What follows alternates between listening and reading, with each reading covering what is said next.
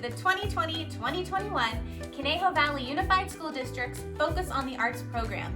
This exciting arts adventure is funded by 2 grants from generous partners, including Access Arts, an initiative of TO Arts, along with Conejo Schools Foundation. Have fun, and remember, you can work at your own pace. Don't forget to use that pause button.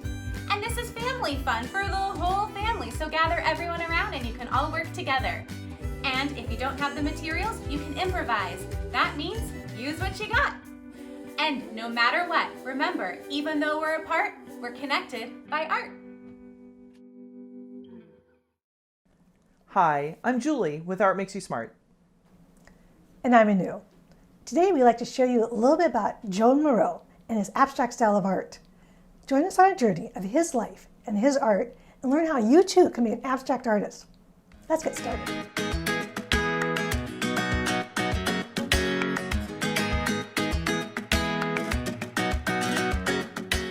Johan Miro was an amazing Spanish artist who was famous in his lifetime and was respected for his creativity and his desire to create what he called a global art style. In 1893, Joan Miro was born in the country of Spain, which is in the continent of Europe. Along with his family, he lived in the city of Barcelona, a bustling, beautiful, colorful, creative city. At just the age of 7, he began drawing classes, and he spent much time drawing things from his everyday life. His amazing drawings were an early indication of what Miro was destined to become. By age 15, Miro enrolled in a fine art academy. He was practical and continued working as a clerk to make money, but he spent his free time drawing and painting. Back then, he was what we would call a realist. He was drawing things in a realistic way. He showed much promise as a realistic artist, but was always changing his style to something beyond that. He had art shows all of his own artwork, but people made fun of it. He moved to Paris to work alongside other artists that he knew. Miro quickly became a recognized artist and was able to support himself working full-time as an artist. Miro married in 1929, and by 1931, he and his wife started their own family. This wasn't the only change in Miro's life. His style of painting evolved into what we are about to see next. His style of art had changed from realistic to a style called abstract. Abstract art is the opposite of realistic art. Abstract art uses basic shapes, lines, texture, and color in a way that represents something in real life in an unrealistic way. Let's explore what it might be like to draw and paint in an abstract way. Miro used 3 elements consistently in all of his art: shape, color, and line. If I were to start a drawing like Miro, I would draw some shapes, any kinds of shapes, something that I just felt like drawing. I would probably use about 3 shapes, 3 large shapes to fill my paper. Here I have drawn a pear shape, a crescent shape, and a swoopy type shape up high. I filled them with bright colors, and I filled them all the way in, no scribble scrabble here. Now, what can I turn these shapes into? I can add line to make them into something. How about the crescent becomes a bird with swirling top feathers, a dot for an eye, and little legs. Just a couple of dots for eyes in the red shape, and I have a face.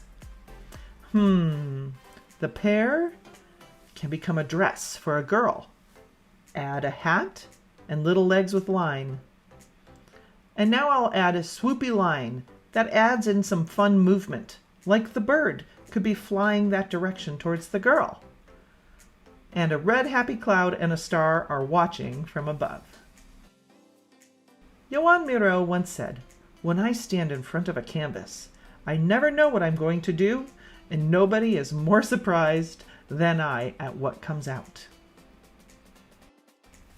Many of Miro's friends were artists, poets, and musicians. He was inspired by them, and his paintings show that. I try to apply colors like words that shape poems, like notes that shape music, he once said. This peaceful painting is huge. The canvas is 12 feet long and 9 feet high. Miro often used blue as he felt it represented the sky and a world of dreams. Sometimes he would add dots to emphasize his shapes. Can you find stars in this painting? Miro often used stars. He was clearly in love with the bigness of the sky and the stars that filled it. Look for more stars in his art.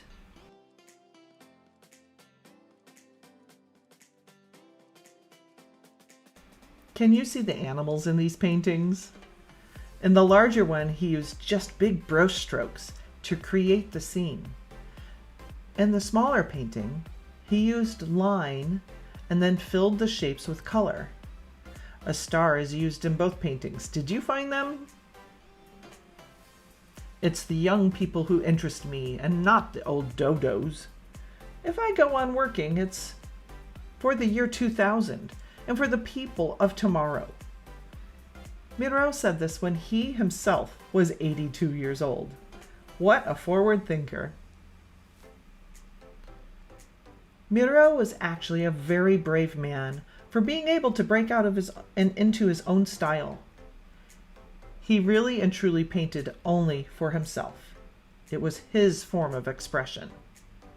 He created hundreds of paintings, drawings, and sculpture in a style that was all his own. He didn't create art for anyone else. He created it for himself. It was his form of expression. His work is still shown in museums today. In fact, there is an entire museum dedicated to just him in the cities of Barcelona and Palma, which is on the island of Majorca. Miro lived his final years in Majorca, which is a beautiful Spanish island. It is here that he died of heart failure in 1983 at just 90 years old. He worked as an artist up until that time most of his life. His work, including a few wall murals, such as this one, can be seen all over the world.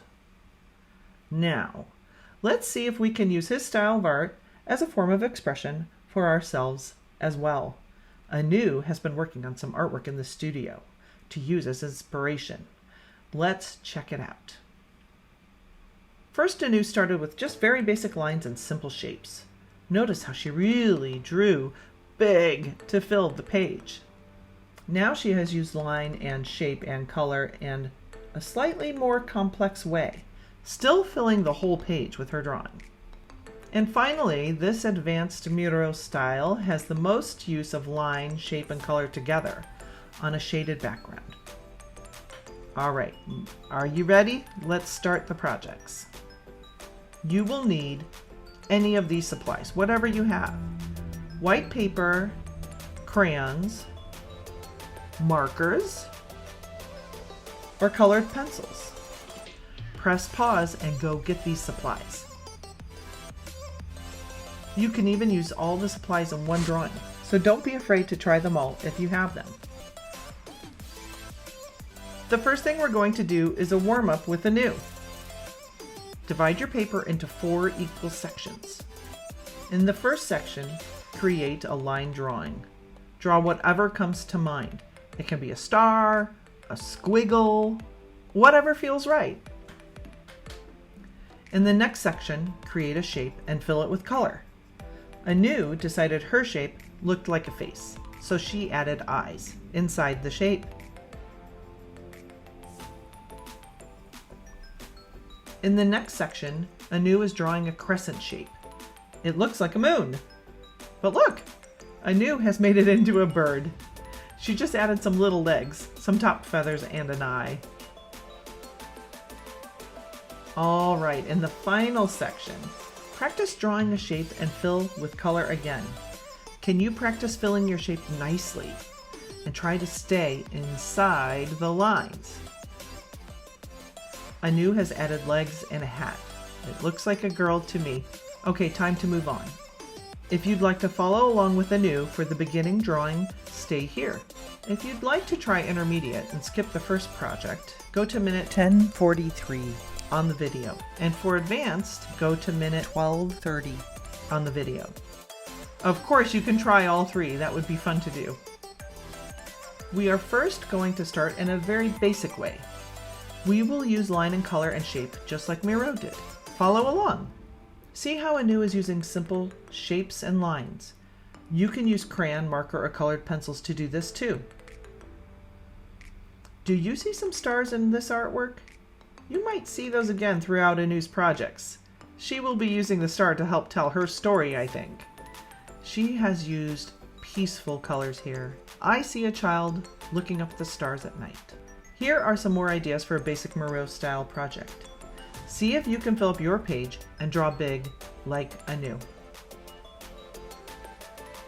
You might like to try shading with your crayon. How do you shade with a crayon?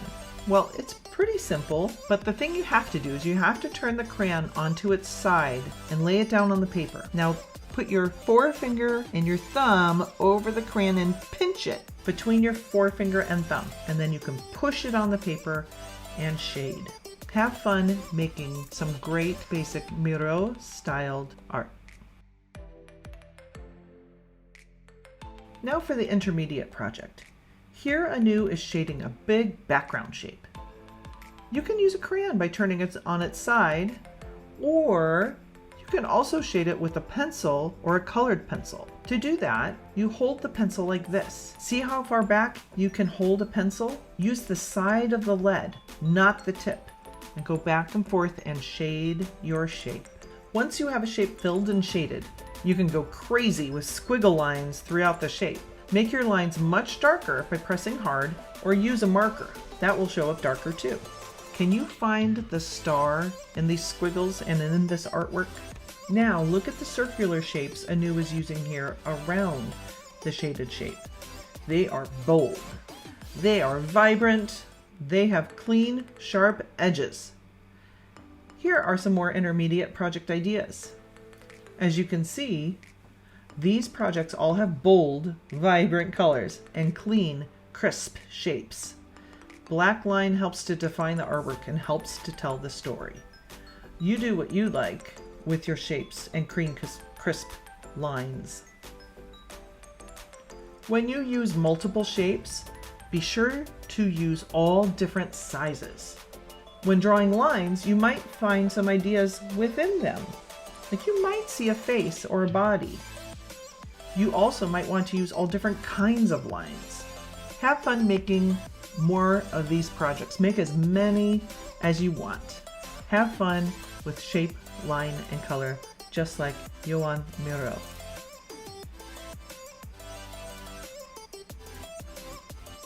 For the advanced project, Anu starts with shading the whole page.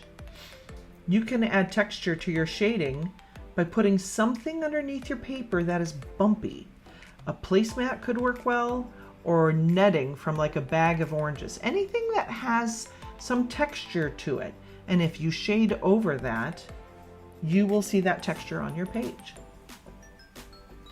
By filling the whole page, you're essentially making a background for the large shapes and lines that you are yet to draw.